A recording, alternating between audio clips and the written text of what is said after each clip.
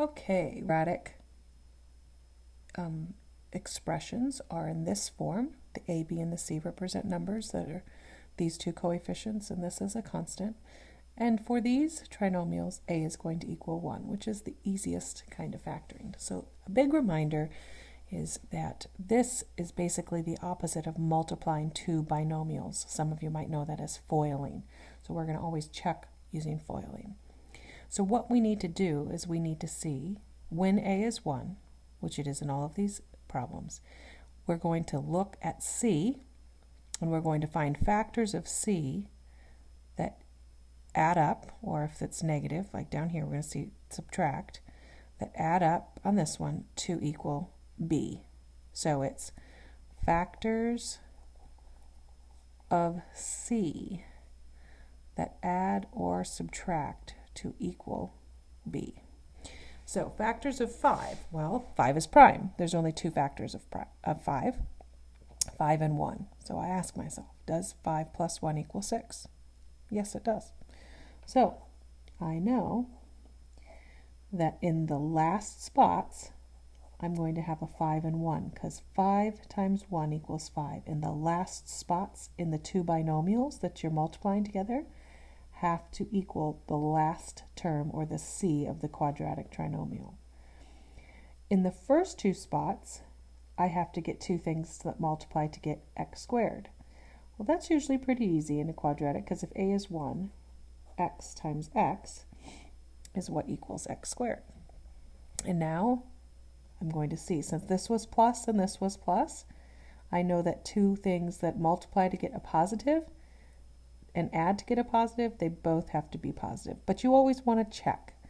Does x times x equal x squared? Yes. Then that was the f of FOIL outers. Does x times 1 equal, x times 1 equals x, I should say. 5 times x equals 5x. This is my check, and 5 times 1 equals 5. If I combine these two, I get my 6x, so I know that I'm correct. I found two things that multiply together to equal x squared plus 6x plus 5. Okay, the next problem has a 12 for C, so I'm finding factors of 12. So a lot of people make a little chart, and they put either the 12 here or the 7 here. It doesn't really matter, but in this column, I'm going to put factors of 12. So 1 and 12, 2 and 6, 3 and 4. Those are the only factors of 12. Then I'm going to add them, because that's a plus sign, and put them here. That's 13, that's 8, and that's 7. So we see that this is what I need. I needed a 7 and a 12.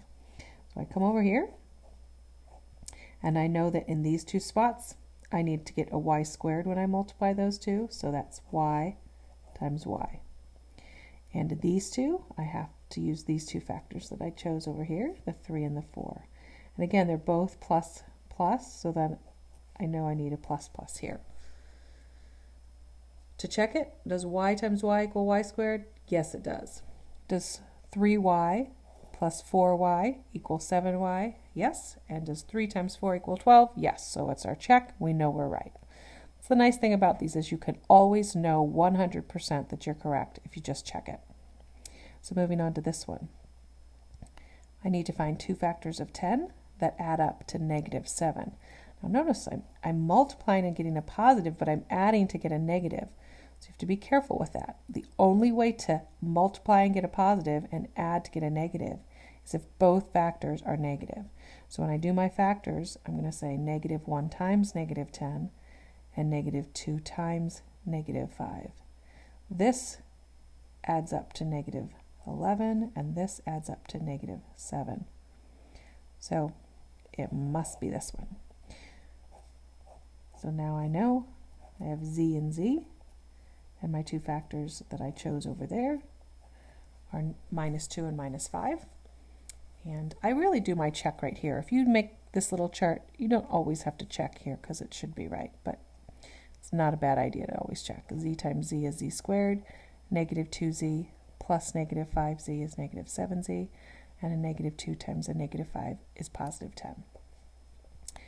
So now we have a negative for C. So that means I'm trying to multiply two things to get a negative 12. That means one has to be negative and one has to be positive. So I always look at this sign. If this sign's negative, then I want my bigger factor to be negative because I have to add to get a negative. So when I do my 1 times 12, I know it's going to be 1 times negative 12, my 2 times negative 6, and my 3 times negative 4. And you'll see right here that this is the one that works. It's the negative 4 when I add those two together. So these are my factors, of negative 12 that work. So I get x and x to get my x squared. I get plus 2 and minus 6 that multiplies to get negative 12. And when I combine the 2x and the negative 6x, I get a negative 4x, which is what I wanted. And those are some examples of factoring quadratic trinomials.